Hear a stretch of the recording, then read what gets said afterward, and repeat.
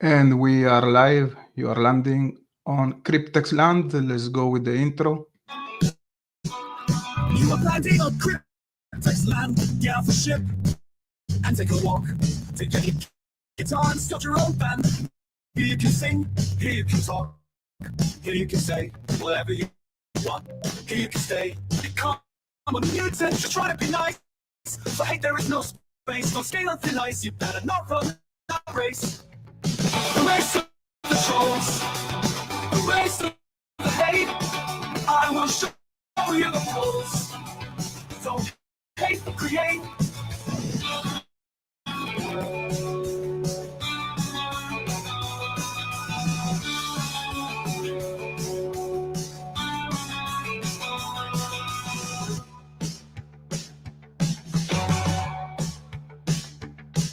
You are landing on Cryptex Land. Get off the ship and take a walk. Take any guitar and start your own band. Here you can sing, here you can talk, here you can say whatever you want. Here you can stay, become a mutant. Just try to be nice. For hate there is no space. Don't skate on thin ice. You better not run that race. The race of the trolls. The race of the hate. I will show you the poles. Don't hate, but create.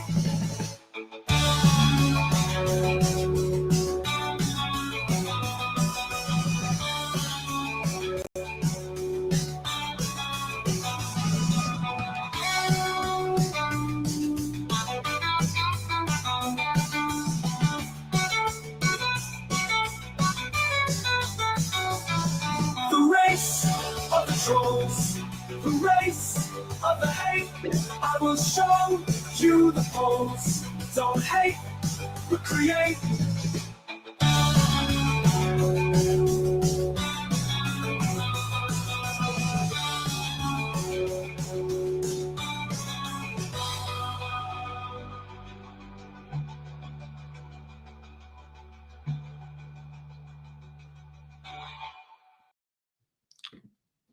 That was the intro. I think I have the incredible amount of viewers of one viewer. So thank you so much, whoever you are, for being here.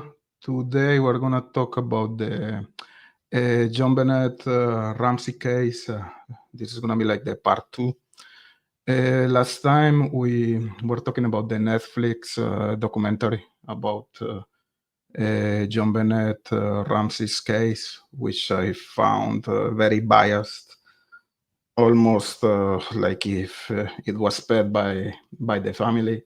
Oh my God, we have a new member here, Shay Watson. Thank you so much for the support, Shay. So happy to have you here as a member now. I'm very glad about that. Thank you again for the support. So, as I was telling you guys, last time we talked about the JonBenet case, and we use as a material support the video made by the criminal profiler Pat Brown. Today, I'm gonna use the video that was made by Michelle After Dark. I don't know, Shay, if you know Michelle. I think she's all right. She's smart, intelligent. She made a video yesterday about that case, and I want to present that video and to talk about what she said, which I find interesting. I don't necessarily share her ideas, but that's the idea, to discuss about what she said. So let me just fix my screen here, and at the same time we can chat. And if you have some questions or some ideas, you can tell me. It's very good. I really enjoyed it. Let me know It's if the still sound is number good. one in TV programs for me. It's pretty good. It sets the scene for what we're going to talk about in this video. That is why I believe the Ramseys did not kill JonBenet. I just don't see it. I've never seen it. So we're going to talk about that. Let's go. So she says that the Ramseys, they didn't kill JonBenet, which I understand why she says that. I think there's still some window there open. I don't think Patsy, she killed her daughter, but I have some doubts about John and Bork, her brother. But it could be also an intruder. I'm just not in the place to say the family is not involved here. So I want to show what Michelle is gonna say here. Michelle, don't give me a strike, please. Be nice with me.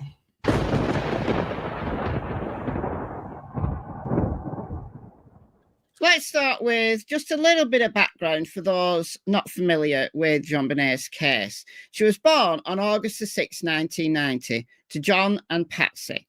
John had a family previously. He was divorced and he had 3 kids from previous marriage who were now grown.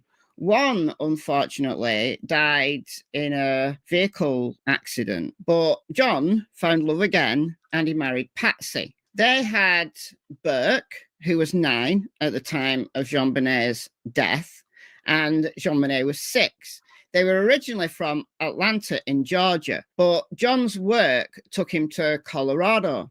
So they set up home in Boulder, and they didn't plan to stay there forever. It was just kind of like a stopgap to do with John's work. They always intended to go back to Georgia. Now, John was very wealthy. He was the president of a company called Access Graphics, which was a computer software company. And it was set up at the time when computers were the biggest thing. His company hit the market at the right time, and it made him an awful lot of money. Now, Patsy was a very controversial figure. She still is.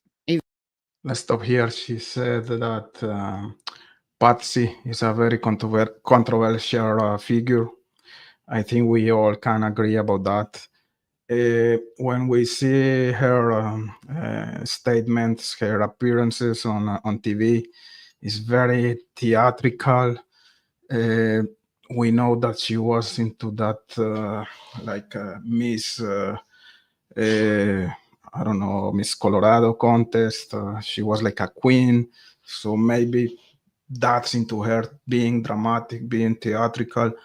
Also, we know that she was taking a lot of medication. So maybe because of that, she was even more theatrical, let's say, when she was talking on the news. Even when we see the tapes, the private tapes of the family, she's very, very theatrical. That's the way she is. I don't think she's faking the way she talks. It's just like she's like that. She's dramatic, melodramatic, theatrical.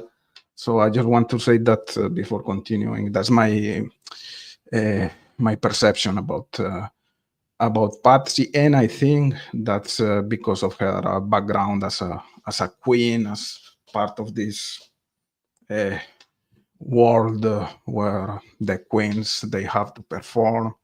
So let's continue here. Even though she's no longer with us, she died of cancer. So she never found out, sadly, who killed JonBenet. But I do hope that John does. John's still with us. He's still campaigning for new DNA analysis to be done. He wants IgG, investigative genetic genealogy, to be done on the DNA that was found at the crime scene.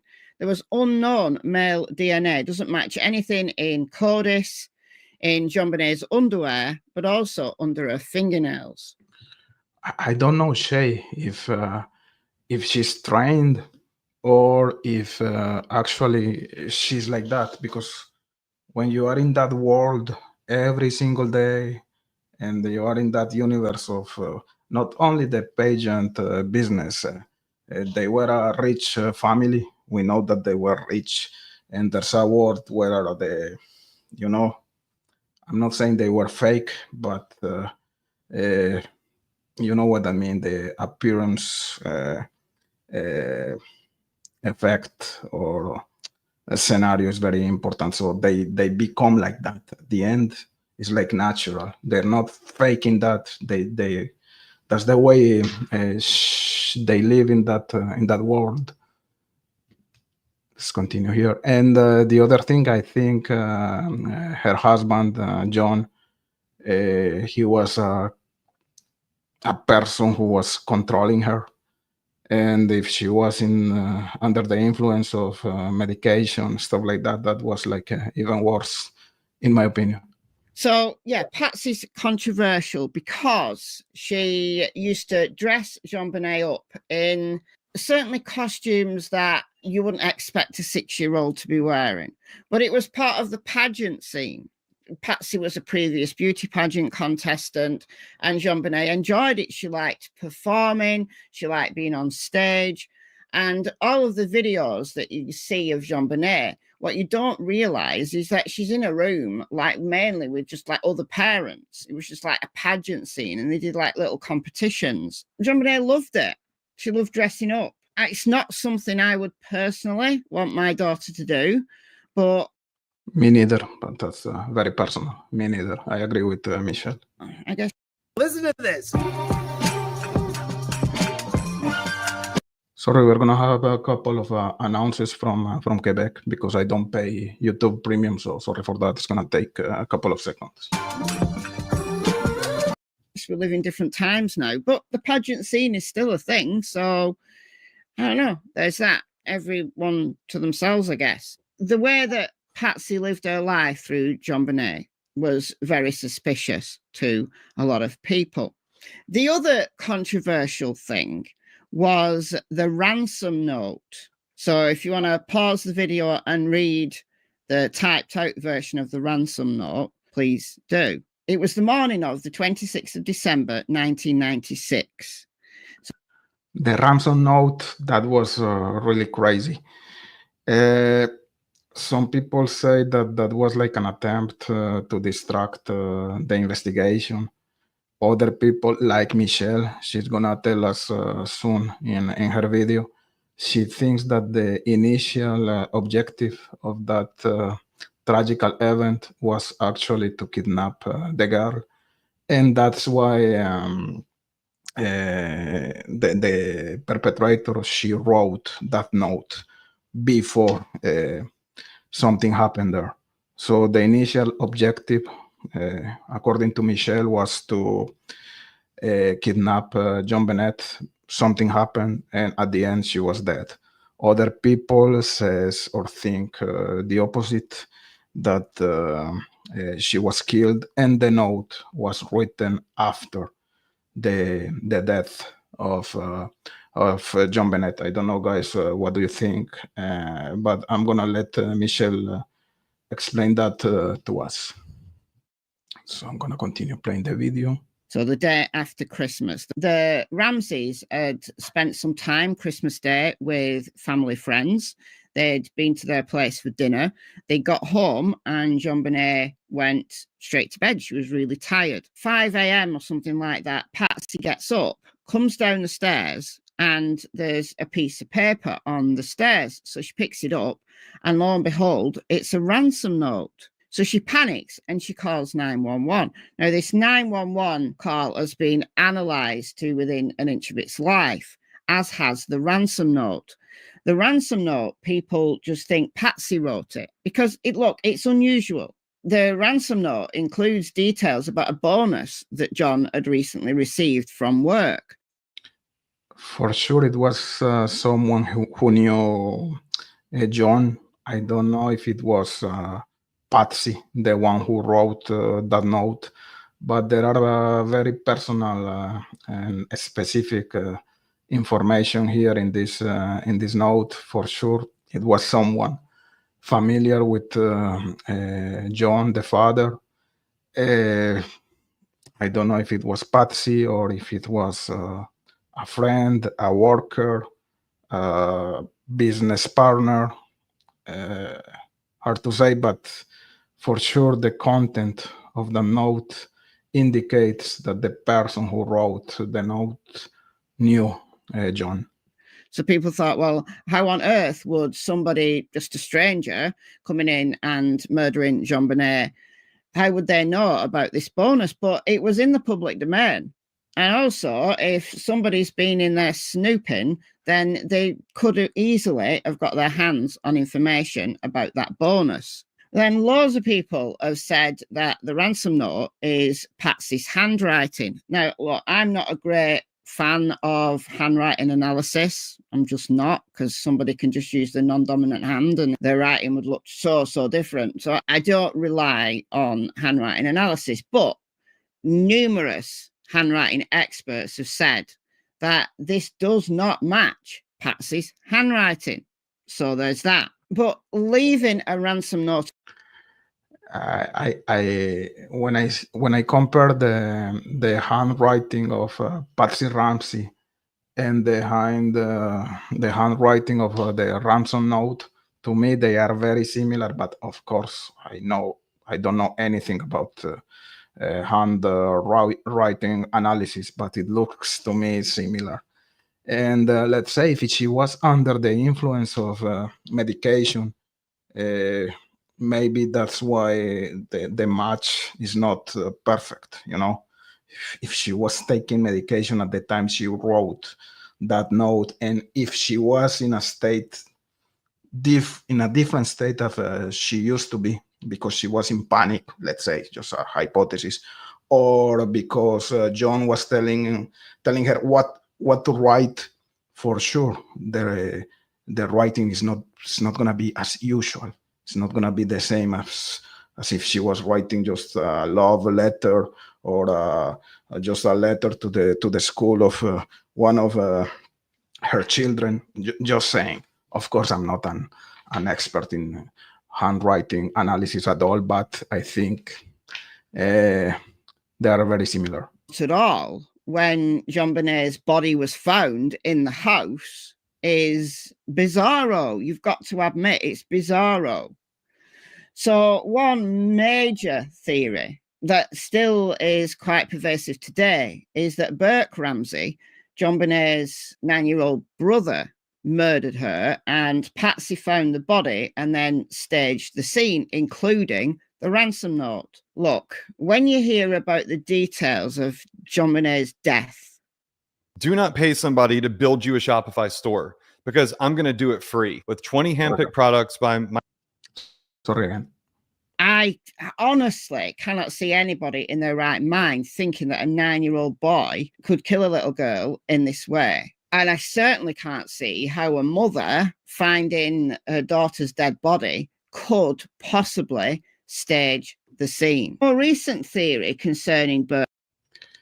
Well, I wouldn't discard that her brother Burke killed JonBenet. I think it's a possible scenario. It's a possible theory. According to the autopsy report, the cause of death was death by asphyxiation. We know that a garrote was used in this case, and a trauma caused by some item. And that item is, according to the theories we can see on the internet, it was a flashlight.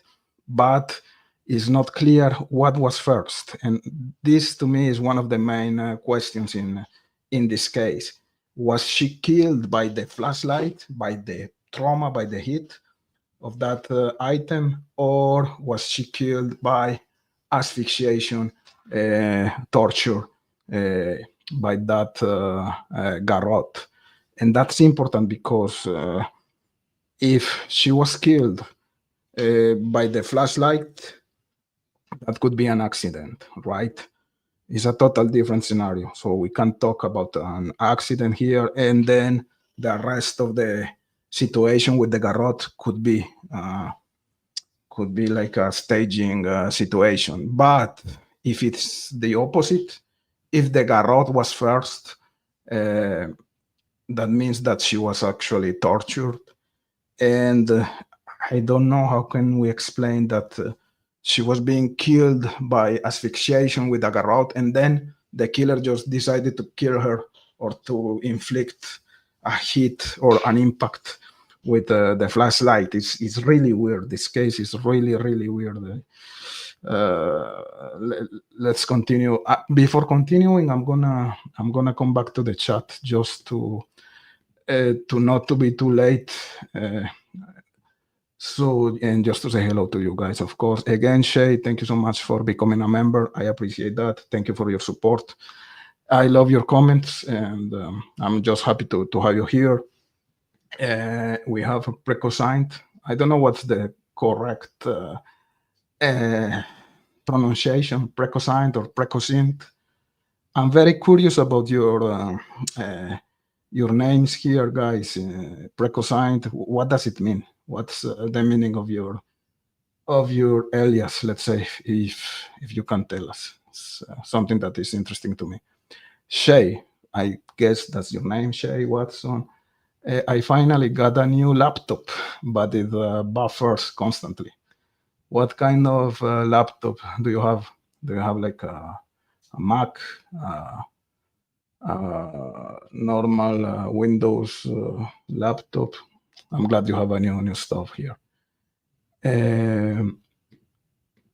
Let me go down in the chat. Aline Patrick, happy to have you here. And quietly concerned about what? About what are you concerned? Quietly. So hi there. This case is such a head scratcher, as confusing as Delphi, in my opinion. 100%. 100%. A lot of questions that are not yet solved, like in Delphi. Even if we can say that the Delphi case is closed, to me, there are a lot of questions that remain unsolved, sadly.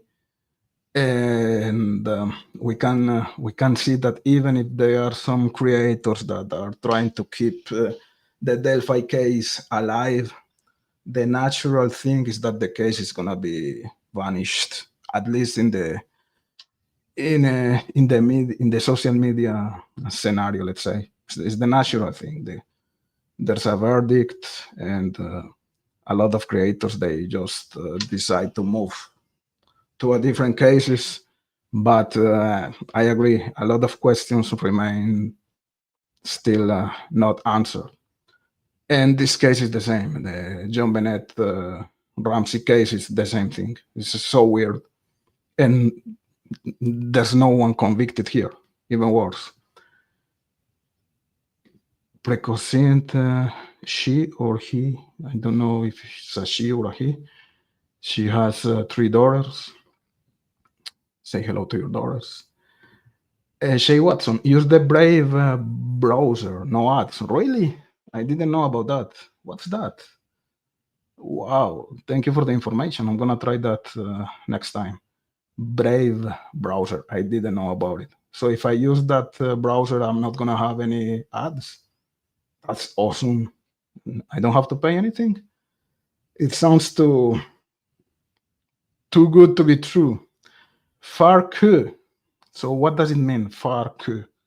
Far in French is, no, in English is like far away. Que. Interesting. She's happy to be catching alive. I'm happy to have you here. Quietly, I have gone back and forth, but the ransom notes 991 call and their behavior after the event was very unusual. I agree. We know that everybody reacts in a different way after such a tragedy, let's say. But the first thing you want to do is to catch the killer. I don't know. I would go to the police with my arms open. Look, ask me whatever you need to ask me. Do a proper search. Bring dogs, whatever. But just find the killer. But they were really close, and that's why everybody, including police, is very suspicious about that. Farku, this case is very strange. I agree. It's super strange. Shay Watson, this white comment here. Parkour, I wouldn't disregard a 9-year-old child causing a sister's unaliving accidents happen. Yeah, I agree. And that is a situation with the pineapple desert, let's say, was interesting. There was some statements made by the guy about bikes, the presents they received during Christmas. We're gonna talk later about that. I think an accident is a possible scenario here. I agree. Analyset. Oh, Analyset is here. Happy to have you here. Thank you for showing up as usual. Evidence indicates JonBenet was tortured with the garrote over a period of time, probably hours. A sadistic pervert did the crime. Okay, if she was tortured, what's your opinion here, Analyset? I understand your point, and that was one of my questions at the beginning of the show, because the autopsy report, the statement is not that one.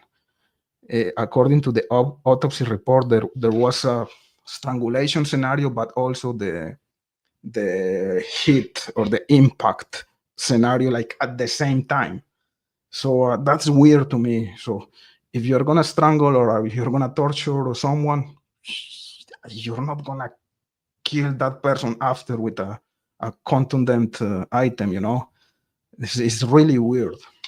Maybe you're right, and I agree. If that was the case, it was a sadistic pervert, and maybe someone who was close to the family. That's my point too, and we're gonna talk about that later. But I just want to understand the relation between the strangulation and the trauma she suffered. Shay, I don't think he was big enough to have done all that. Anna, move her, etc. He was 9, not mentally sophisticated enough. I agree, but the hypothesis is not that he killed her and then he moved her and then he did a lot of things to her. The hypothesis is that maybe potentially he killed JonBenet, and after that someone else inside the house staged the murder. You know, that's the thing. Of course, he was not sophisticated enough to fabricate a garrote. He didn't have the strength to move JonBenet. Yeah, I agree with you. That's for sure. It's a good point. And thank you. I didn't know that. Yeah, for sure. And good point as usual. That sucks. Sucks. Hey, Cryptex. Hey, that sucks. Thank you for being here. So precosint. Is that the good pronunciation? I think. Huh? Okay. OSINT, open source intelligence. Cool. That's really interesting. Analyset. The family planned a private flight to Michigan early in the morning. A pilot was standing by. After Michigan, a Disney cruise was planned. Where does unaliving fit in this schedule? I'm not saying that the parents killed the girl, but maybe they knew the perpetrator, and for some reason they were trying to cover for him. Why? That's the question. Why? But to me, the perpetrator, he knew the family. He was familiar with the house. He was there before, and I think the family, the parents. I know it sounds weird because of the garrote, the strangulation, the sexual molestation. There's a lot of stuff there, but I don't know. That's what I think at this point. So I'm gonna come to the chat later, and I'm gonna play again the video from Michelle. Ramsey was that Patsy believed that Burke had killed her, even though he hadn't, And then she had to stage the scene anyway because it was her belief that Burke had done it. No. Other people have blamed John because he was the one that found JonBenet, which is so bad from the police investigation perspective. What happened was, after the 911 call, police arrived. There was already friends of the Ramseys in the house. They should have all been told to leave, right? If a child has been kidnapped from inside their house, that house is a crime scene. Why you're having people like sitting in there, tramping around, doing their own thing, everyone should have been made to leave. That was a crime scene, including the Ramseys. Anyhow, it wasn't. So I agree with Michelle. The investigation was so poorly done. Even if we can understand that police department was not used to have such a crime in that community, if the detective, the crazy girl with the eyes, like she was kind of crazy, in my opinion, she didn't have the support she should have. But the investigation was poor. Like in Delphi, I don't know who was the viewer commenting previously here that the cases in some way are similar. And we know that in the Delphi case, the investigation was horrible. It was not properly done, for sure. It was a disgrace, in my opinion. Same here. But one thing doesn't exclude the other one. Having a bad police investigation doesn't mean that the family was not involved in some degree here, and I think there was some type of cover-up scenario. Let's continue. People from Boulder PD turn up. Look, I don't necessarily blame them completely because they very rarely had murders. Like, these officers were just not equipped to deal with a murder case. And at the time, they didn't know it was a murder. But even so, they suspected a kidnapping because there's a ransom note. So at the very least, they should have got everyone out, including the Ramseys, to do a thorough and forensic search. But that was not done. They had a quick look round, did Boulder PD. The Ramseys lived in a deceptively large house. From the outside, it looks quite small, but it's not. It's over 4 floors. It's quite big. Some people call it a mansion. It's not that big, but it's a house that has been added onto. It's had like extensions after extensions. So the layout of it is quite quirky. So another reason why people don't believe the intruder theory is that how did That's a good point. The house was like a labyrinth, like a maze. So, and it was so disorganized. For a family that rich, I found that mansion. I don't know if we can call it like that, but that building so disorganized. Things like everywhere. So I mean, and they had money to pay someone to organize that house. It was like so crowded.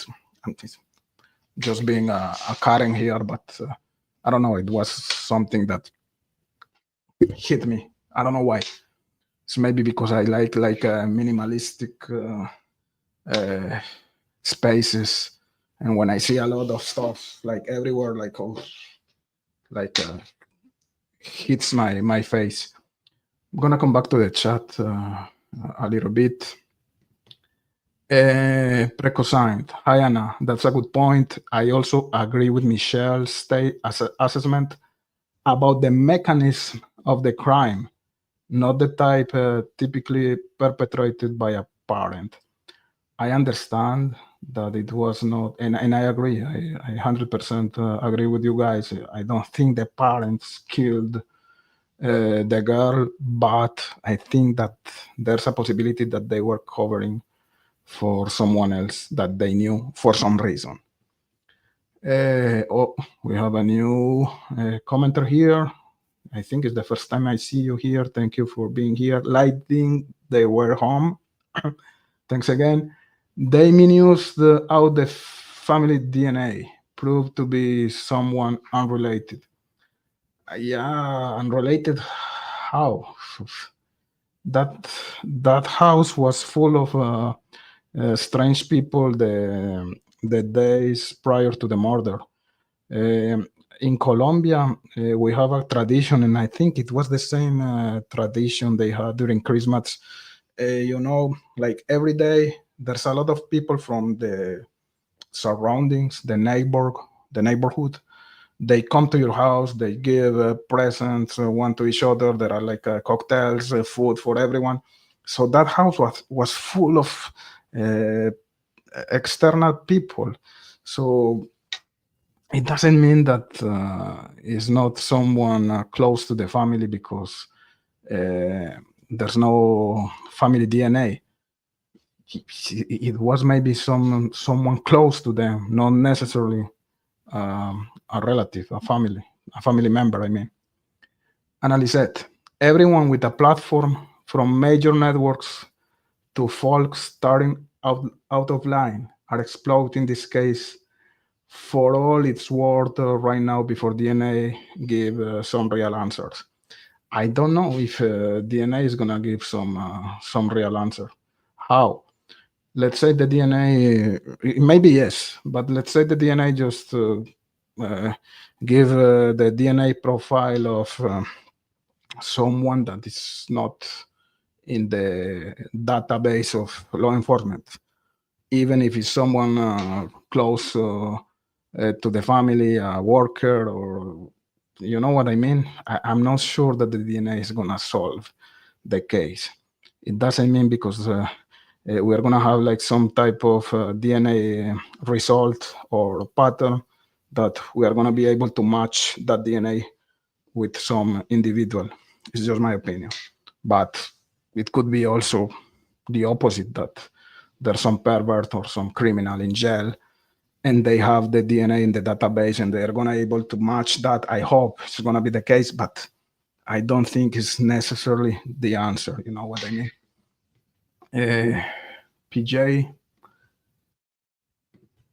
quietly, I agree for Q, but in my opinion, that means the garrote was staging, like the ransom note.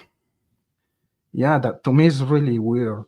It's really weird to have a garrote, a flashlight, two different weapons, uh, like almost at the same time. And we know that every weapon has like a different significance. The garrote was to torture for sure, and the flashlight was to kill. But if you are asphyxiating someone with a garrote, you don't need a flashlight. You're just gonna be able to kill the guy with the same instrument. The flashlight impact is unnecessary. The ransom note is not necessary here. And to say that the ransom note was only to distract the investigation, I don't buy it. It's kind of weird. I'm gonna come back to the chat soon. Let's go with Michelle again. The intruder navigate through this unusual house. Do you want to start a podcast, but you're not sure how to do it? Well, Riverside has you covered. Here's how it works. First, Find JonBenet's bedroom and then know to take it down to the wine cellar. Well, I think the intruder had been in that house before. I think that intruder possibly was known to the family, but if a complete stranger, I think he'd been in that house before. I agree. The perpetrator was there before. He was familiar with the house and with the family. In my opinion, it was not strange. And the ransom note indicates that that was also the case, because there were really personal information in that note. The way the person who was writing that note, he addresses or she addresses in a very specific and personal way to John, to the father. So to me, I agree with Michelle here. The the killer was there previously in the house. Anyway, Boulder PD didn't find JonBenet, so they were like, right, okay, we'll wait for the phone to ring. They had the phone wired up so that they could record the call, you know, when this call from the kidnapper was going to come in, and nothing happened. So one of the police officers said to John, why don't you go and look around your house? Well, John went down to the basement because there's lots of kind of little rooms down there. And he thought that the police had searched kind of the upper portion of the house reasonably well. So he went down to the cellar, him and his friend. And he opens the door into the wine cellar, which the police officers didn't do. And lo and behold, there's JonBenet dead on the floor. So this police officer who said that, oh, she saw John coming up the stairs with JonBenet's lifeless body, and she was so scared that she nearly drew a gun on him. Look, there's inexperience and then there's just bizarrity. And Boulder PD did so much to rile the media up about the Ramseys. It's the kind of case that people are going to get riled up about anyway, because this is a little girl who does beauty pageants. And before forgetting this point, I imagine that you know this criminal profiler or detective Kane Mains. His channel is Unsolved No More. He has a very good video about the JonBenet Ramsey. His analysis is awesome. Is spectacular. I love the guy. And one of the points he highlighted is, when the father, John, he picked JonBenet, he removed the duct tape from the mouth of the girl. And one of the things he was saying in his video is that there are not imprints in that duct tape, meaning that the duct tape was placed on the girl after she was murdered. So that's part of the staging situation here. Because if you have like a duct tape in your mouth when you are alive, you're trying to do something with your mouth, with your teeth, to get rid of that, even if you know that you're not gonna able to do it, but it's like your instinct asks you to do that. So you're gonna try to do something. So you are going to generate some imprints or some marks in that duct tape, but that was not the case here. So the girl, according to him, and I think it's very logical what he says, the duct tape was placed on her mouth after the murder.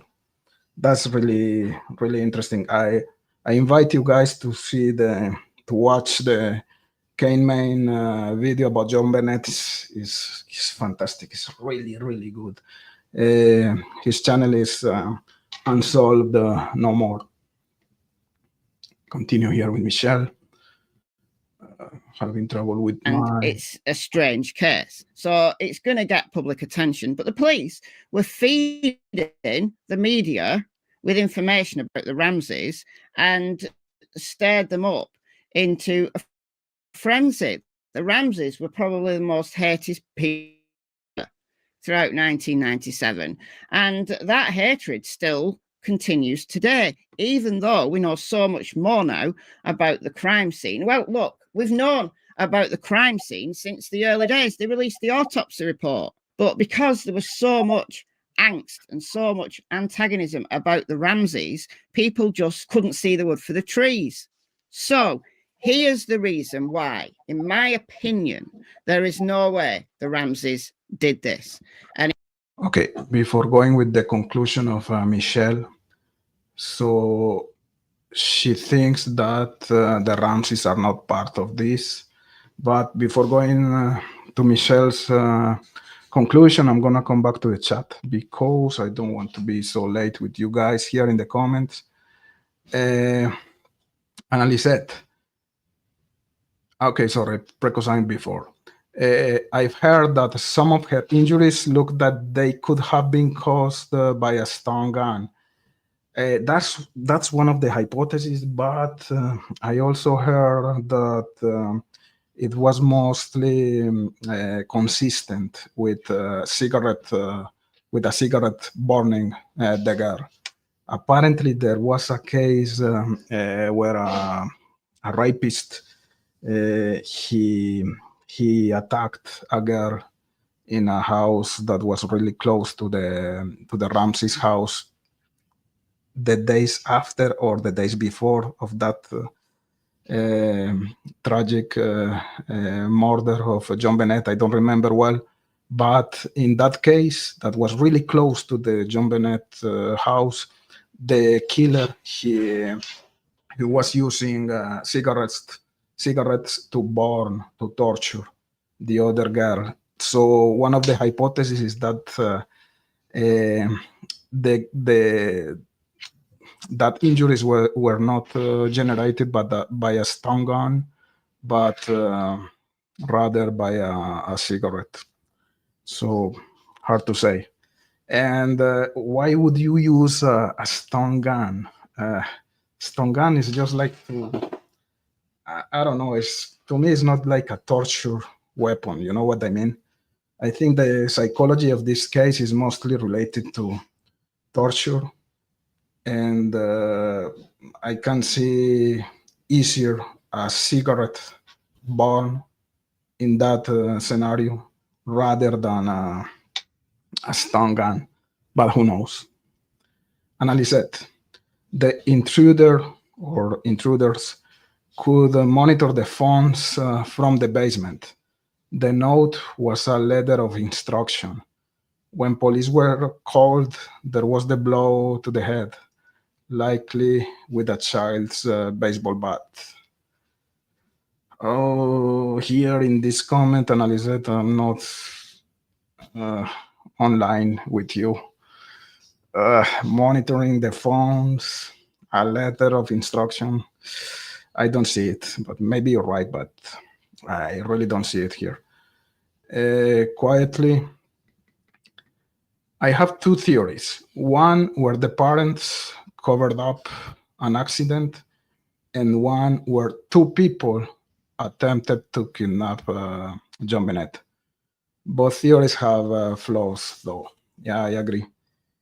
And I think I don't think it was an accident. I think it was a torture scenario. But I think the parents they knew the perpetrator, and for some weird reason that I cannot explain, maybe the perpetrator he had some information about John or about Patsy. I don't know, some leverage scenario. That's my point. That's the word I would use here, leverage.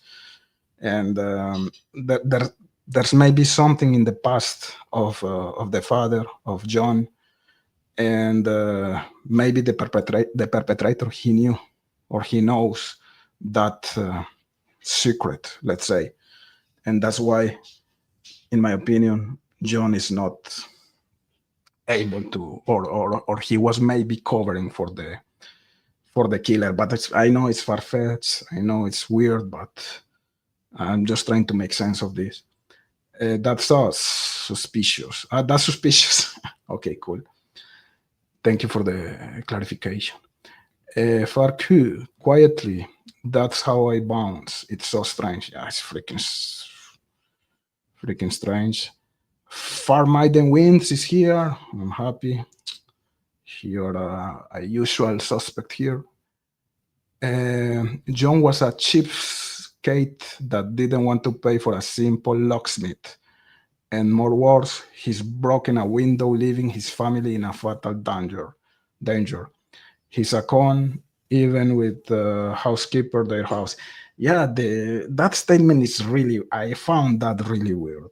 That in the past, he was not able to enter into his house, so he had to broke that window. to me, it was like an additional information that no one needed to know, like at least in the public interviews or whatever. Netflix is weird. And let's say it's true. Let's say he entered and he broke that window like years before. I don't understand how so he never pay to repair that window. Like, you are a rich man, you are full of money, and they live. I don't understand that. So they just broke the window. He entered there into the house like a burglar, and he never thought about repairing the window. He never had the idea in his mind to call the handyman or someone else to repair the window. Those are rich people. They want everything, and especially this family, they wanted to have like everything perfect in their lives. And you have a broken window that you broke, and to me that was really weird. And you never repaired. Weird. Analyzed. Investigators were very interested in photos taken of JonBenet in the basement laundry room. Instant film camera. Don't know more, but this part of the interrogation is interesting. Yeah, you are talking about the instant film camera, and now let's talk about the suitcase. What's the word for that? Luggage thing that apparently was used by the perpetrator to use like a step to go out of the house. You know the position, and that's something that was told by the detective Kane Mains in his show. That's it's a suitcase, right? I'm not sure. I have a lapsus. It was placed like in a vertical position, so it was not a stable position. If the perpetrator is going to use that to go on it and then to go out the house, is a very unstable item. It doesn't make sense. You're going to place that in a different position, maybe in a horizontal position next to the wall. So that's really weird. Yeah, of course, there are very interesting elements analyzed in the videotape evidence we know, and also in the interrogation. Remember when the guy Bork was being interrogated by the detective, like in a room. I don't know if he was a psychologist, I don't know, and he showed him the picture of the pineapple cup, and the Bork, he was not able to answer to a simple question like, what do you see here? It was clear that it was the pineapple cup, and he didn't want to talk about the pineapple. So we're gonna talk about that later, because I'm being very late in the chat, so I'm not gonna be too late. Quietly. That's such an interesting theory. I had never thought of that before. Annalise said, I have a connection to something back in Michigan. This case might have connections there. Really, tell us about that. It's really interesting what you say here, Annalise. Fair maiden wins. It looked awful for such an important man. He was keeping up appearances. Maybe he planned all to get insurance, list family.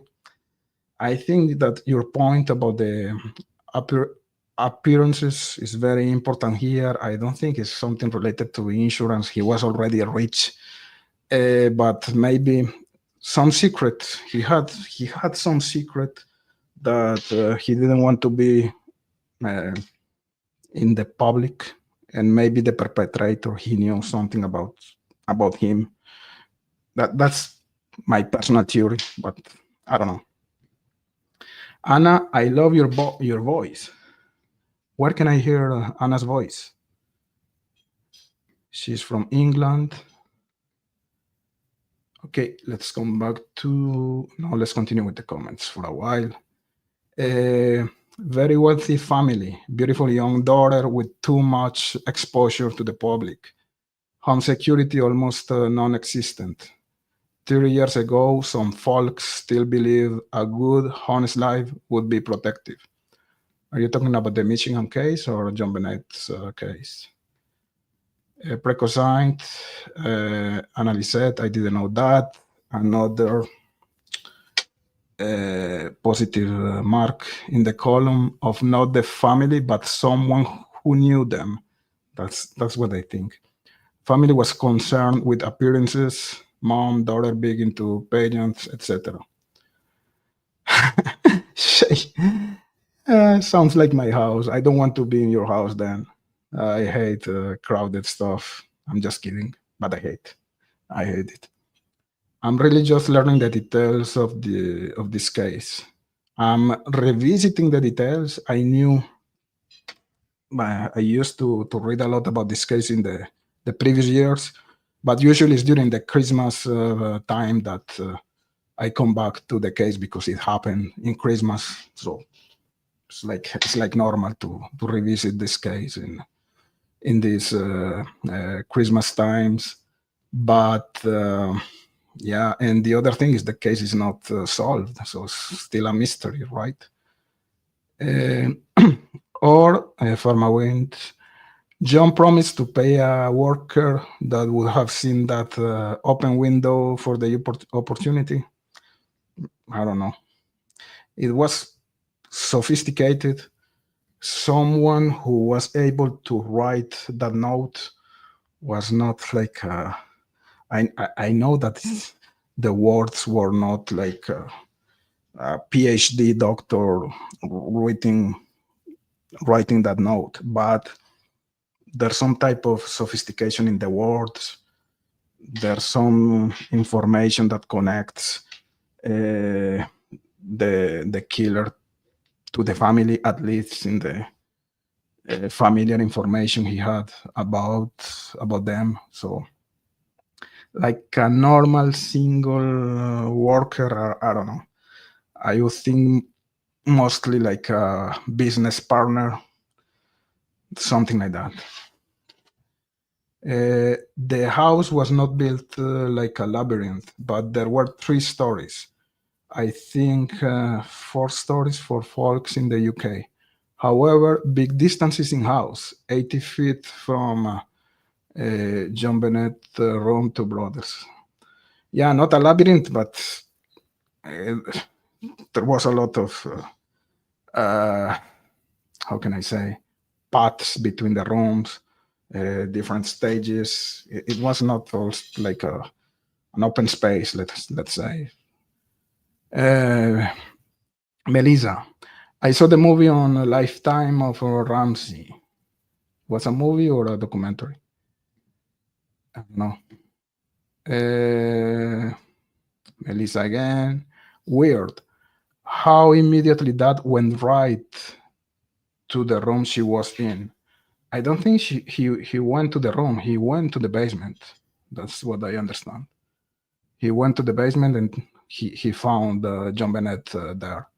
Annalise, John worked a lot and traveled sometimes. Patsy and the kids traveled frequently. Nobody in the family was particularly hands-on with security and things like that. And why? If you are rich, you have important stuff in your house. So you travel, you leave your kids at home, no security, no nothing. I don't know. But yeah, if that was the case, that was the case. Melissa, it was the dad or the son. It wasn't someone outside the house. Definitely mother, father, or son. I think if I don't think it was the father, the mother, or the son, because because of the garrote. The garrote was something that someone in the family wouldn't use, in my opinion, even if there's some type of possibility of John being a pervert or something. I don't think someone in the family used that garrote as part of the staging or as part of the murder itself. I think it was someone else, but that someone else was someone connected to the family or someone close to the family, but not the family. That's my point. Analyzed. Supposedly, some of the DNA is located in a body fluid, presumed to be saliva. 30 years ago was a different time. Sorry. 30 years ago, people were less preoccupied with security and the fear of crime. That neighborhood was not exclusive. Church had homeless outreach a few blocks away. And I think the opposite analysis. So 30 years ago was like the golden age of serial killers. I don't know. Today, at least you have cell phones and the technology in some type of way is something that makes you safer. But before, I think the opposite. People were more scared in US. They were taking more precautions. They were taking care of this type of things. To me, that was like the golden age of the serial killings. So in that comment, I'm not so aligned with you, Anna. Quietly, I'm not convinced that this case will ever be solved. Too much time has passed. I don't know. Maybe some confession, some details that only the killer would know, like in the Delphi case. But otherwise, DNA. But even the DNA results, if you have those results, you need to have the ability to connect or to match the results to someone else. And if that someone else is not a criminal or someone that is in prison, you're not going to be able to solve it even with DNA. But I hope it's going to be solved someday. I agree. Let's come back to Michelle's video. I'm having trouble here with my mouse, guys. Sorry for that. Okay, I got it. And it's all about JonBenet's autopsy. So this is her autopsy report. Wrapped around the neck with a double knot in the midline of the posterior neck is a length of white cord similar to that described as being tied around the right wrist. So she had a cord around her right wrist, and then she had this cord. There's nothing more powerful than you making your thing happen. Again, Really going for it. Sorry again, guys. Fashioned into a garrote. So they mark places on the neck, and then the posterior knot is left intact. Extending from the knot on the posterior aspect of the neck are two tails of the knot, one measuring 4 inches with the end tied in multiple loops around a length of a round tan brown wooden stick, which measures 4.5 inches in length. This wooden stick is irregularly broken at both ends, and there are several colours of paint and apparent glistening varnish on the surface. This is cord that was found in the Ramseys house, and the broken up handle of a paintbrush, which comes from Patsy's arts and crafts set. So again, people say, look, these were things that were in the house. If a kidnapper had come in and ended up murdering JonBenet, they bring their own stuff. No, I think the ransom note was left first. I think the intruder was familiar with that house, as I said previously. I think the original intention was to kidnap JonBenet, and that's why the ransom note was written and left. Then JonBenet was got from her bed. Was she tased with the stun gun? Possibly, I don't know. There are marks, but we don't know for sure. And then I think that the kidnapper intended to kidnap JonBenet as a plaything. Whether he would return her later or whether he was going to murder her later, I don't know. I'd probably murder her later, I would think. But I truly believe that the intention was to take JonBenet down to the cellar so that they could slip. Sorry, my dog is barking here. This is the layout of the house. So it was kind of labyrinthic, in my opinion. Even if Annalise says it's not. I don't know. Maybe you're right, Anna, but to me, it looks like a labyrinth. One of the points, the interesting points brought by Michelle was that the items used to write the note, so the handbook, the paper, the pen, were already in the house. There were no brought by the perpetrator. Same thing with the garrote. The garrote was fabricated with the pencil that was in the house. That's interesting. So he didn't bring, if let's say if it was actually an intruder, he didn't bring his kill or torture kit. He was sophisticated enough to think that, okay, I'm gonna go to use John handbook, Patsy pen. I'm gonna fabricate a garrote with elements that are already in that house. It's weird. It's weird. It's weird. I don't know what to say about that. I don't have a theory here about that. It's just weird. It's just freaking weird. I don't know, guys. What do you think about that? Let's continue with the video. Flip out this window that had been broken for months in the cellar. That's how the intruder got in. There was a suitcase under the window, which was like a little step, which hadn't been there previously. So the intruder had set it all up. And I think the intruder got excited at the prospect and thought, well, everyone's asleep. It was the thrill of it all, and the perversion overtook him right there. So therefore, he used items that were there already. One of his perversions was the power of bringing someone out of unconsciousness, like into and out of unconsciousness. It's a thrill for a lot of people.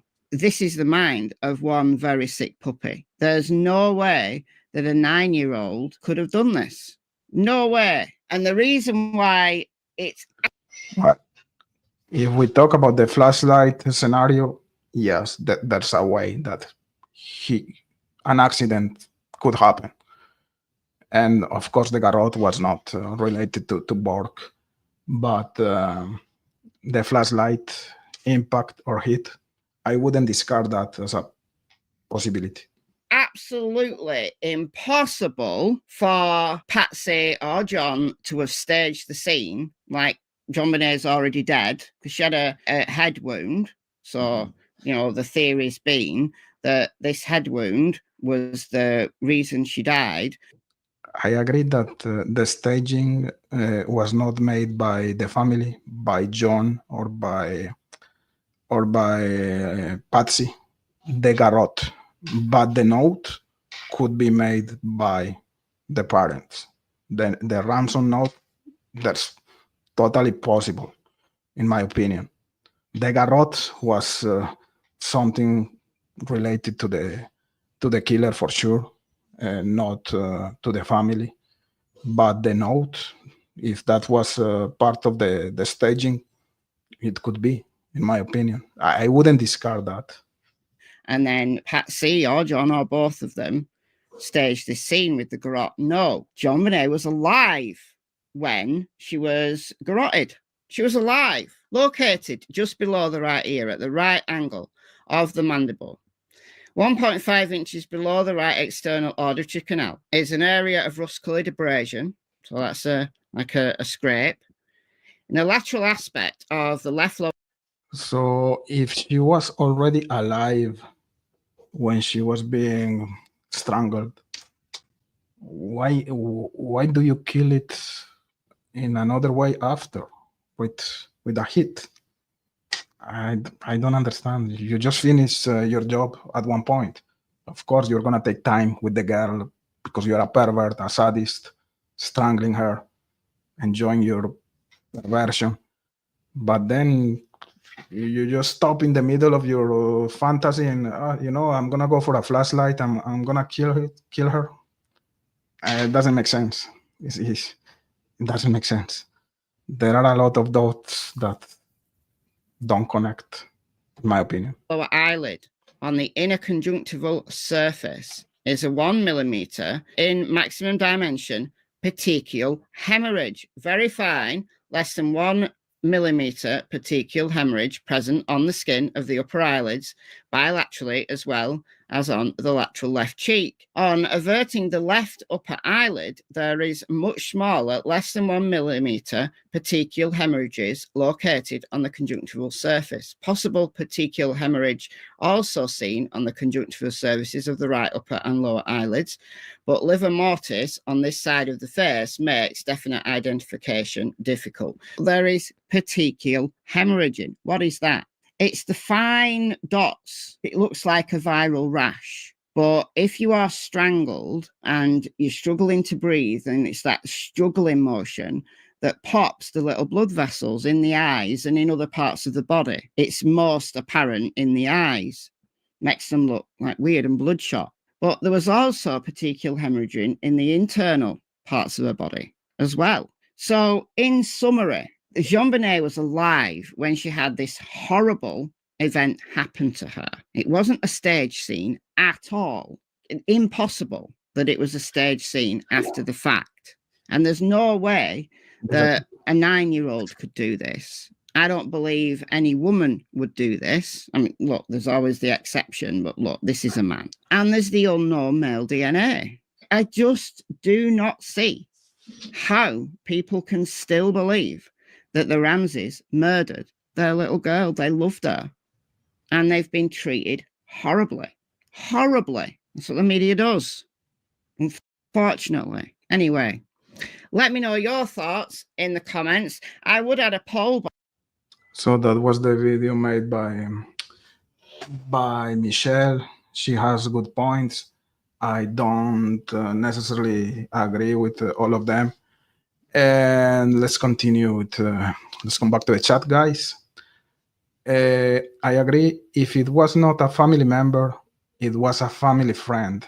They had to know the insides of that house, 100%. 100% that Zeus farmed and wins.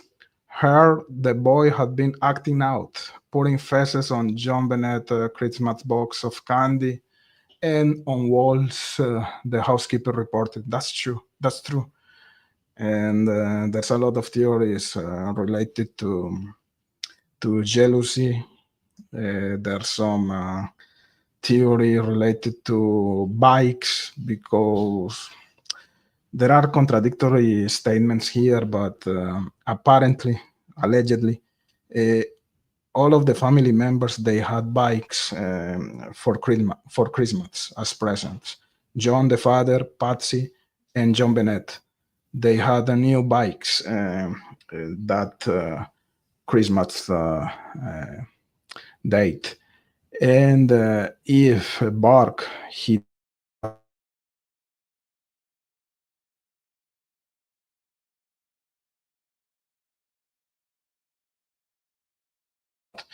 and when Bork was being interviewed by, what's the name of this guy? Dr. Phil, he said, we both got bikes out of nothing. He was not asking for that information. They were talking about a general things, and he wanted to put that into the conversation. He said, we both, so JonBenet, my sister, and myself, we both got bikes. That's weird. Again, if we compare with the Delphi case, it's like when Richard Allen said that I committed this crime by myself. Like unnecessary information that could actually signify the opposite. You know what I mean? is weird. Is information that is put in a context that is not expected to be there. It's just weird. So yeah, you're right. A jealousy accident or a jealousy murder because caused by an accident related to jealousy could happen. That's us. A lot of cases are solved decades later. It's possible, yeah. Analyzed first, police on scene assumed the basement room was locked and could not be opened. He was looking for an exit, and that room had none. Missed opportunity. Yeah, they did a bad job. The police department in that town was, yeah, they didn't do a good job. I agree. It was really bad, like in Delphi. Quietly concerned. Christmas is such a strange time for a kidnap. I don't think so. Actually, there's a lot of opportunities because families are distracted. They're drinking.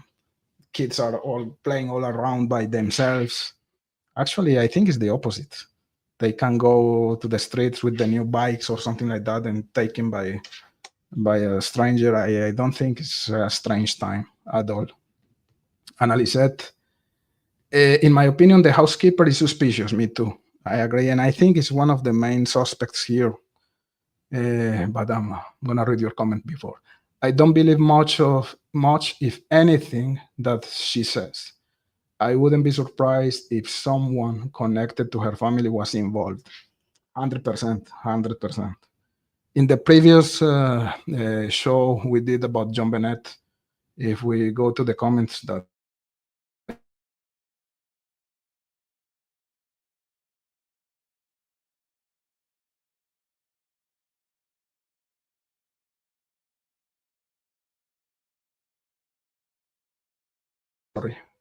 Farmiden wings, like maybe fixing a hot water heater, or they had a delivery of an appliance, a packing peanuts. I don't know. Lieutenant Joe Kenda, homicide hunter, said something like, during holidays, most of us want to have a good time with friends and family.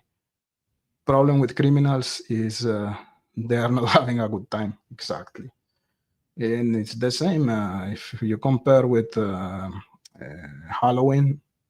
It's the worst date in the year for the police. I think a lot of abductions, kidnappings. So yeah, those special dates are complicated in my opinion in regards of abductions. Analyzed. Reportedly, there were more than 30 keys to the house that have been issued to workers, carpenters. Few of any were ever located. That's bad. That's bad. Why a pillow on the counter where they were eating? Also, someone was maybe hiding inside until they were supposed to leave. Yeah, maybe. Possible. I never heard about cigarette burns. In my opinion, that would be risky, as no one in the house smoked, and I think the odor would have permeated the home. You know, there was a video that was put on the air.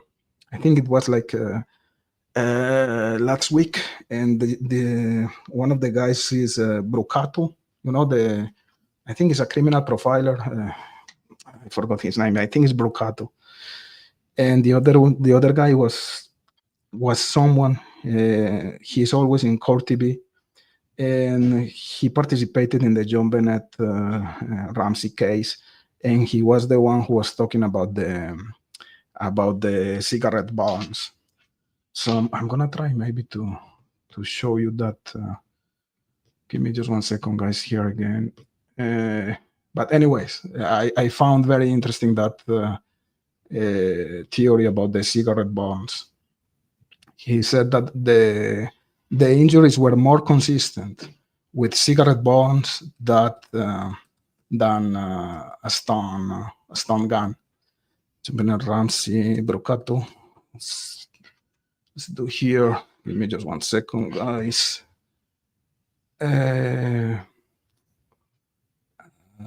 Yeah, it's this one. So I don't know if you can see here in my. Give me just 1 second, guys. Okay, I don't have the good. Give me just 1 second. I'm gonna fix it right away to show you guys what I was talking about. Stop screen, present, share screen. I don't find it. No, I found it, but I cannot share it. I don't know why. Okay. Anyway, I know. Yes, it's there. It's there. It's this one. So. Anyway, the name of the show is called. Sorry, guys. The Interview Room. That's why. That's the show. The Interview Room, and the criminal profiler was, I think, it's Gary Brucato. And in that show, they were talking about the cigarette burns. Sorry, I was kind of slow here, but I think it's an interesting information. Shay Watson. The time Patsy made the comment about there being a killer out there, I can't recall her exact words, but that one comment was so emotional, overwhelming. I stopped suspecting her. Yeah, I think if he was part of this, maybe he was under the control of her husband, but I don't think she did anything bad to her daughter, for sure. He was actually experiencing a hard time. For sure, she was not part of the murder. Maybe she was part of the covering, but because of the controlling character of John. Annalise said, JonBenet was in bed when the offender grabbed her. That's where some believe the stun gun was used. The abduction was silent. Good point. Annalise said, the ransom note has strong resemblances to multiple letters involved in the Lindbergh kidnapping and that of Adolf Kors early in the 60s. That's one also a Colorado case. Interesting. I didn't know that about the Lindbergh kidnapping similarity. Good point. That's us. Cigarette bombs, tape on the mouth, stun guns. Those sound like red herring type stuff. Yeah, I agree. And again, the tape on the mouth of JonBenet allegedly was placed on her mouth after she was killed. So why? Distraction element. Quietly, some people believe the marks on JonBenet were from a toy train track. Yeah, I agree. There are like two injury points that match exactly that track. That's one of the theories. So we have the train track, we have the cigarette bombs, and we have the stun gun so far. Annalise said, Shay Watson, something like keep an eye on your babies because there is someone out there who will take them. Yeah. And remember that there was a rape situation near the JonBenet house. I don't remember if it was prior or after the murders, but days after or days before. So, Farku. So, was the unaliving on purpose or by accident by the killer? Why torture and unalive a child in the home and leave a note? Those are the questions. Those are the questions. Yeah, those are the questions. So, in my opinion, there was a torture uh, made by a stranger there in the house, and he killed the girl. He was there before. He knew the house. He knew the family. He left the house after the murders, and I think the ransom note was something that happened after he left, and that's the way I try to make sense of this. Uh, what still bothers me a lot is the strangulation with the garrote plus the flashlight. That is not clear to me. It's not. I'm trying to figure out why, if the killer was trying to asphyxiate or to strangulate, torture the girl, what was with the flashlight about? I don't understand. For Maiden Winds, Patsy's A are similar type as the note. Yeah, but this is really hard to say. The handwriting analysis is, I don't know if we can make some conclusion about that. Annalise, another young girl, teen, as I recall, who took dance lessons, same studio as JonBenet, was also attacked by a male who entered the house when she and her mom were present. Mother chased him out of the house. I think he raped her, actually. That was the case I was talking about minutes ago. And that's why some people think that maybe that was the same guy that was implicated in the JonBenet case. Exactly, that's what that was my point, Anna. Thank you. That's us. I don't think she was tortured. I think she was. I think things happened to her after her death to throw people off like a red herring. No, she was tortured. She was tortured, and again, I don't understand the flashlight situation here. Annalise said, a theory is that the abductor or abductors didn't have a vehicle to transport a kidnapped victim, not a place to keep her. Offenders may be basically homeless.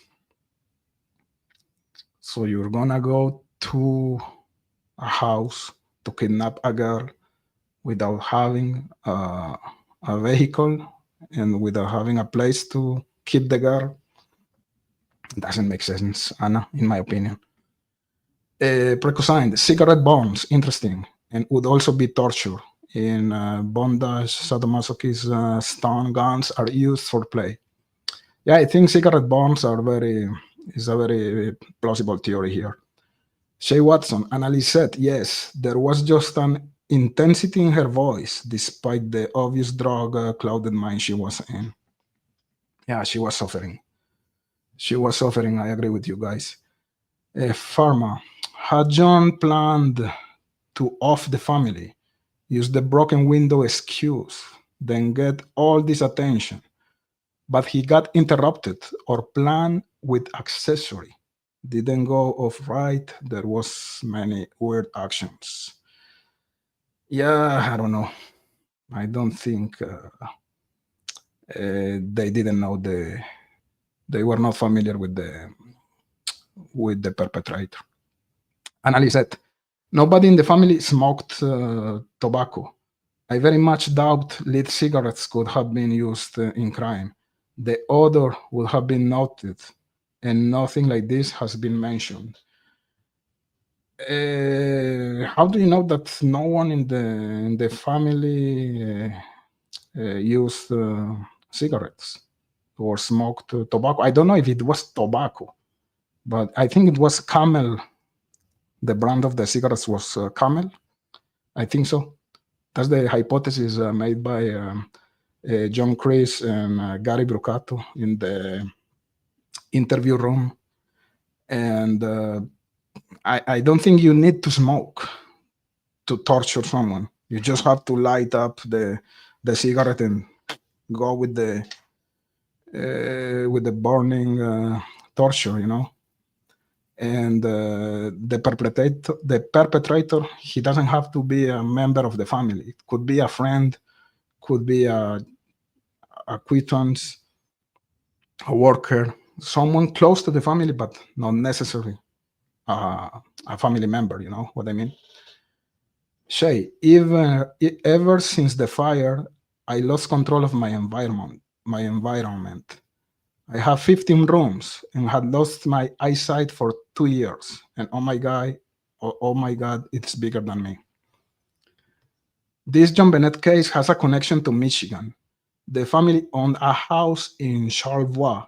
Someone had done creepy things there, like a probable male sleeping in a JonBenet bedroom there. Interesting.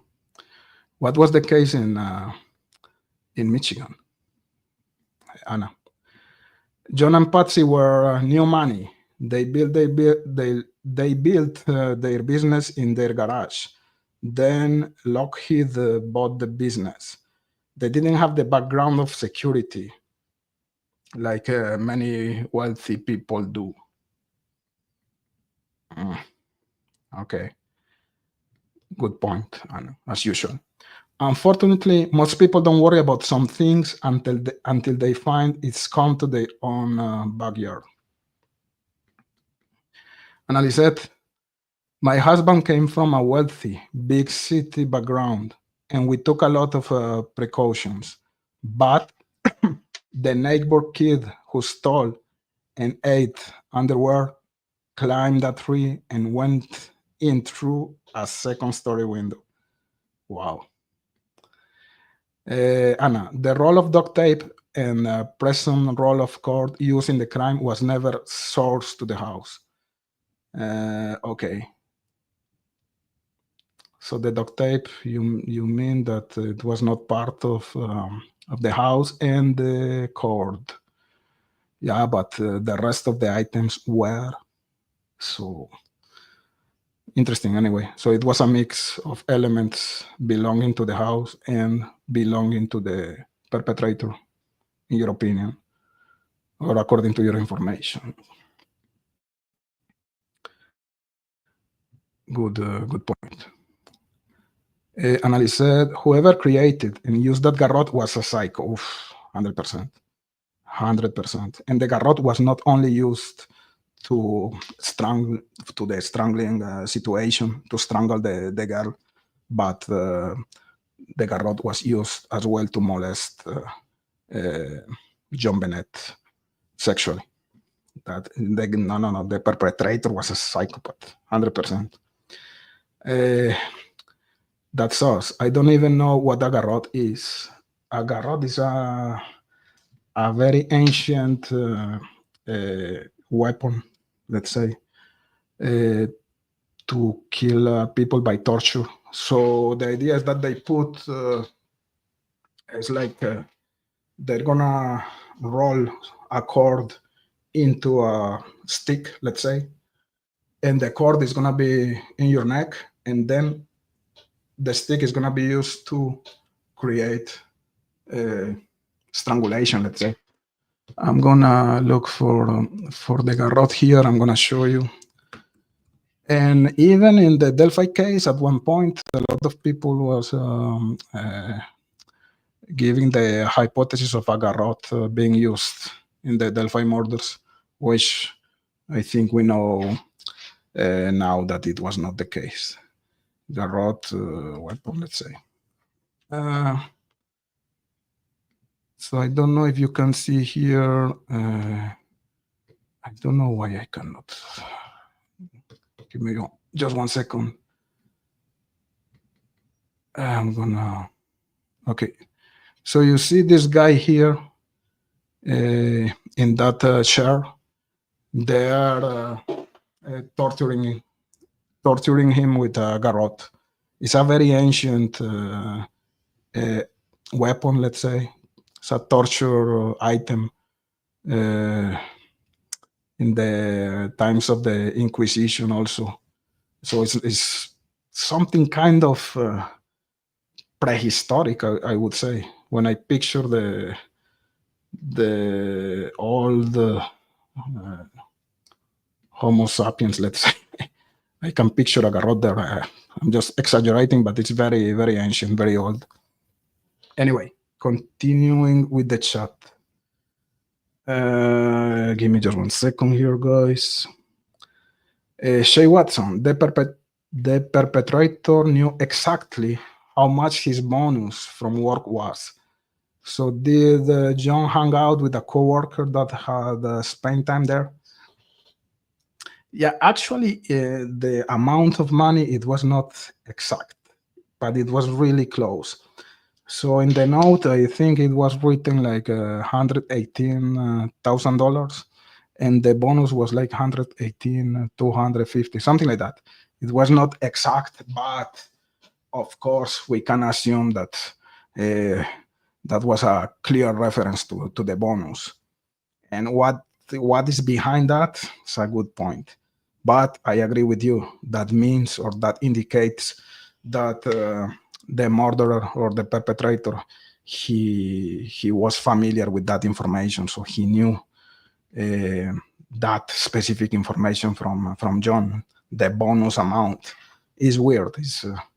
It's not a typical amount of money that you're gonna request when you are kidnapping someone. Is the amount itself was weird, 118. You're gonna ask for 100, 150, 100, 200, 250, 1 million, but $118, $118,000. You're not gonna ask for that, and the amount was very small. You're not gonna kidnap someone for $100,000. No way, you're risking too much. So you're not gonna ask for that small amount of money, which is representative of the bonus of the father of JonBenet. Annalise, my husband had a sick sense of humor, which he passed on to me. When the kid was caught eating stolen underwear, my husband asked if he ate it plain or with cream and sugar. Oh my God. Precosite, are there any photos of the basement room, list of partygoers from the holiday party? Wondering what, if anything, officially is available to the public. I don't remember, but what we know is that Patsy, they love to videotape every single thing that was happening in her house, especially when, because as we said, they were living from the appearances. They love to show the money. And she was very proud of JonBenet. So I'm pretty sure they have some material, videotaped material about that. But I don't know if it's released to the public. It's a good point, good question, as usual. And I said, Shay, has been reported the check stub was likely in John's office space on the 3rd floor. Plus, that bonus would be listed on all paychecks all year. I agree, but it's not something that you're gonna use in a ransom note without any purpose behind. You know what I mean? It's like you put that specific amount, even if it wasn't the public knowledge. You know that when the father is gonna read the note, is gonna strike him. I don't know if I make me understand well, but it has a lot of significance here, in my opinion. Oh well, there's an autopsy report. That's big for sure. Annalisette, a Candy Rose website, if it's still available, has a lot of original source material. Okay, thank you, Anna. We can go there to check the pictures, the photos. Shay Watson, The various acts involved in killing her indicates a younger mind, but older than 9. If it was not an accident, but I agree. I don't think it was the brother. Analyzed every tabloid instantly sued to get all information from the investigation. Autopsy photos easily turn up online. These are authentic and shocking, yeah. And in that video, I was talking about the interview room with Gary Brucato and John Kreis. There are some representations of the crime scene, of some pictures of the injuries. The video is really informative. It's really good. I think it's a good recommendation to go to watch that video. And if you are familiar with Brucato, he's awesome. The way his mind tries to make sense of this crime is really interesting. Annie Ruler, thank you for being here. Anna, there was a purchase at a hardware store that totaled what duct tape and twine would have costed. Interesting. Analyzed. JonBenet. JonBenet wore a small necklace with a fine gold chain. The chain was buried deep in her neck from the garrote. Horrible, huh? What a torture. A lot of people knew all about the interior of the house. In years past, it had been even open to the public for Christmas house tours. Right. Annie Ruler, Bork was seen riding his old bike that day, right from yard. JonBenet just wrote in backyard.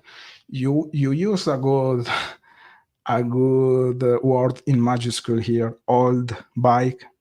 I don't know if you were here at the beginning of the show. We were talking about the bikes, and when you say old bike, yeah, that's part of some of the theories in the internet.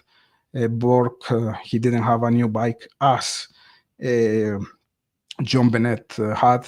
She had a new bike on that Christmas. Even Patsy and John, they had new bikes. So he was the only one without bike, without a new bike, let's say. And the weird thing was the statement of Bork during the Dr. Phil interview when he said, out of nowhere, we both got bikes, meaning JonBenet and himself. So it's weird, but everything's weird here. The brothers sued CBS and won. I think it was like $700 million. It was huge. Yeah. Annie Ruler. Nothing will make me feel the letter was not written by Patsy, left hand. Her teacher admits she was ambidextrous. Let's say left hand, and also under the influence of medication, and also under the stress of being controlled by John. Yeah, I understand your point. Personally, I don't think anyone in the family would create the content of the note, in my opinion. I know just the kind of disgruntled people who think like that, in my opinion. Precosine, Dr. Brucato is a prominent forensic psychologist. Yeah, go watch that video, guys. It's awesome. The interview room with Brucato and John Kreis is really, really good. Analyzed. The note is strange, but I know a lot of people who could written it. They sit around bitching about the rich and talking about ways to get what others have earned. Yeah, could be a jealousy scenario here when we talk about the housekeeper. She could be involved in that murder. I'm with you also, Analyzed. I don't have I think no one knows what happened here. We are just trying to, to speculate with the limited. Well, it's not even limited with the information we have. But yeah, it's a good point, Anna. Annie Ruler, Anna, and they enjoyed quoting movies, same movies Patsy enjoyed. Mimicking her, very good point. It's a very good point. Annalise, Annie, I think that's a rumor. A lot of effort was put into films and TV the family may have watched. As far as I know, that was at the end. I don't remember if it was Kenneth Ken Mains, Unsolved No More. He was talking about the ransom note. And at the beginning, if you remember well, they say, we are a small faction of, I don't know which terrorist group, something like that. And he was explaining that in a ransom note, no one says that you are part of a faction. When we talk about factions, it's something that the media, the TV news, they put on the air. But if you are writing a ransom note, you don't write, we are a faction. You know what I mean? You said we are ISIS or we are whatever terrorist group you want to say, but you are not going to say we are a faction of ISIS or we are a faction of Al Qaeda or we are a faction of Hamas. They don't use faction in a ransom note. They're going to say directly which is the group. But anyways, for Maiden Winds, the close-up too looked like small square bombs. Yeah, agree. And he said, whoever wrote the note did have personal knowledge of how the family talked about themselves. Agree. And Roller, tape on mouth after to pretend she didn't know the abductor and may have a scream. Yeah, that was part of the staging scenario. Why are you gonna put duct tape after the killing? 100%. Thrill kill. Annie Roller, pineapple was in her duodenum for 8 hours to get there. This happened after the snack. Yeah, that pineapple scenario is really interesting. If there was a perpetrator inside the house, for sure, it was not the perpetrator who was feeding JonBenet. That's for sure. And other interesting thing is that when you see the pineapple cup, the picture, that cup was almost full. So that means that she was interrupted at the very beginning of eating that pineapple dessert, let's say. So it's interesting. The pineapple situation is weird. Also, another weird element. Annalise, John Ramsey says he was told by a friend that police were only looking at the family. The friend suggested getting a lawyer, and the family did. Yeah, but even though I don't think that's the normal way the parents would react after the murder of their child. It's just my opinion. You want the perpetrator being caught. I mean. Anyway, guys, I'm gonna advance a little bit here. The teen girl was not raped. I know. The guy was hiding in a closet, as I recall. I have a different information. Maybe we're talking about two different scenarios here, Annalise, but I remember that the girl was raped and they found Camel cigarettes as part of the investigation. So she was born. So that's why there's also that type of connection between that case and the JonBenet Ramsey case. Maybe we're talking about two different cases, but in the case I know about, there was rape and there was a cigarette as a torture element, or at least Camel cigarettes were found in that case. But maybe again, maybe I'm wrong, or I'm just mistaking things in my head. Oh, now we have more VIP viewers here. We have Necessary Evil. How are you? Thank you, man, for being here. We have Don't Hate Create, Big Fish, Small Pond. How are you? Analyzed, a lit cigarette, even if not particularly smoked, would create quite an odor. Yeah, but it doesn't mean anything, in my opinion. We are talking about the basement, and the bedrooms were really far away from the basement. And one of the neighbors said that they heard screams. So compare a scream with the smell of a cigarette. I don't think that's a point. I think the cigarette burns are a very plausible scenario here, but it's just my opinion.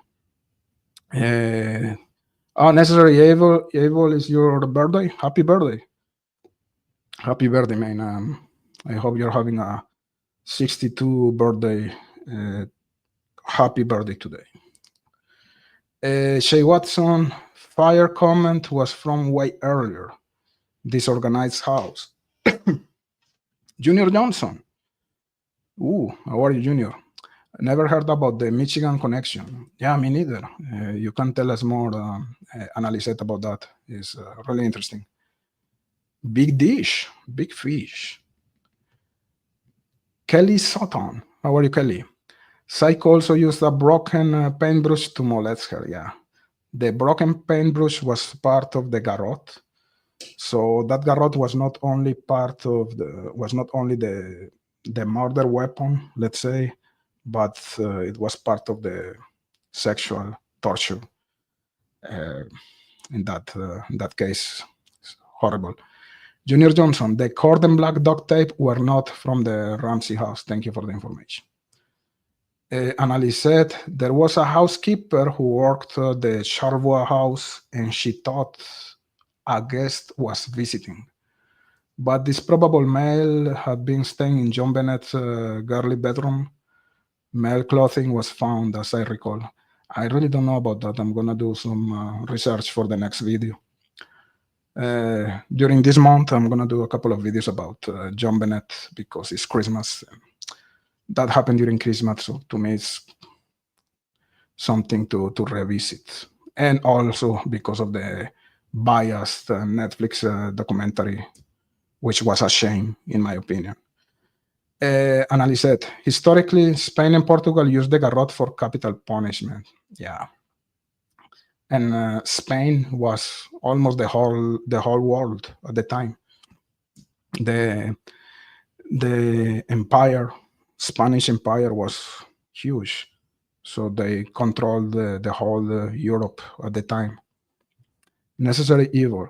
Those Thuges tried used it before Jesus was born as a way to torture murder. Agree. Annie Ruler, didn't a neighbor report hearing a scream? Yeah, that's what I was saying just 1 minute ago. You read my mind. Junior Johnson, upvoted. I don't know what does it mean, but I'm gonna take advantage to say, guys, please hit the like.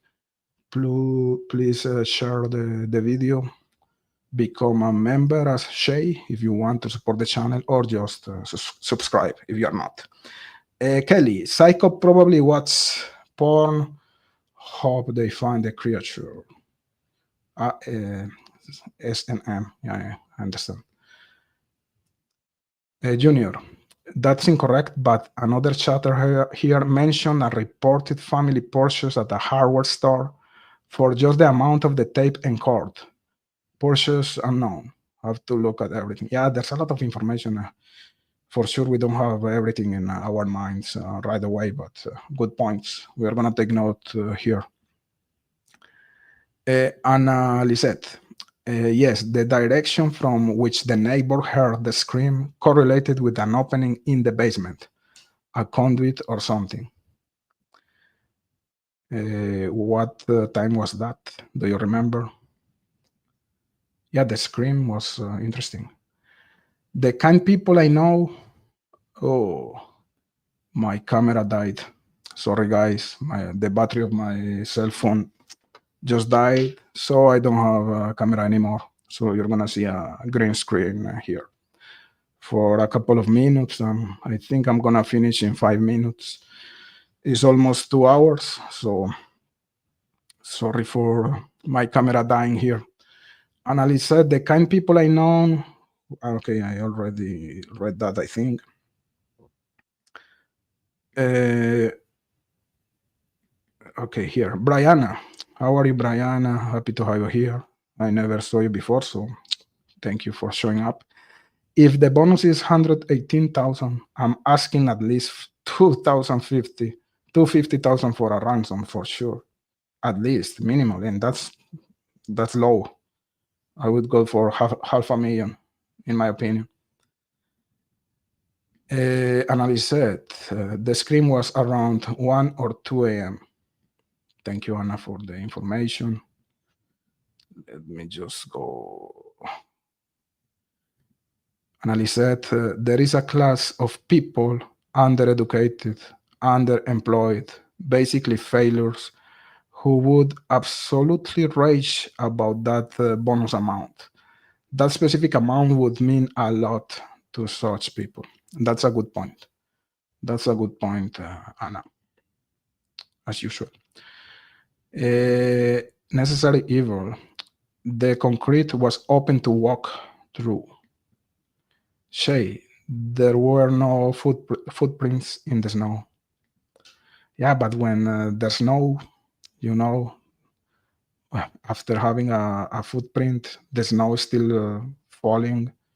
So I think at one point you're not gonna have any footprint, but I don't know. Just thinking at the same time. Anna, that lines up with the pineapple at 10 and the potty accident around 2 a.m. or intruder, but not eating pineapple an instant bob of death. So Annalise is talking about the snow and the footprints. There wasn't enough snow to really show footprints. Yeah, that's a good point. Or it could be the opposite. If there was a lot of snow, it's the opposite. The snow is gonna continue falling and it's gonna cover the footprint. So yeah, I don't think it's a good point, the footprint or the lack of footprints. Annalise said, the pineapple may not mean what some think. Vegetable material was found in her digestive tract, not specifically pineapple. Good point again. Necessary evil. If you look at the zoom image, I think, of the window, it looks like a footprint of the house. Yeah. Guys, I think I'm gonna stop here. It's almost 2 hours. So I'm just gonna say thank you, all of you, Annalise, Shay, Melissa, Necessary Evil, Big Fish, Farmite and Wins, Shay Watson, Annie Ruler, all of you guys, Junior, Farku. Thank you so much for being here. I'm gonna continue making some content about this case, at least during this month, because I think it's interesting. It's Christmas time, so it's a good time to revisit the case, and also because of the noise that the new Netflix documentary created here, and also because my camera died and I don't want to talk without my Latino charming face on the computer. So see you guys. Keep in touch, and I hope to see you soon. And have a great night, all of you.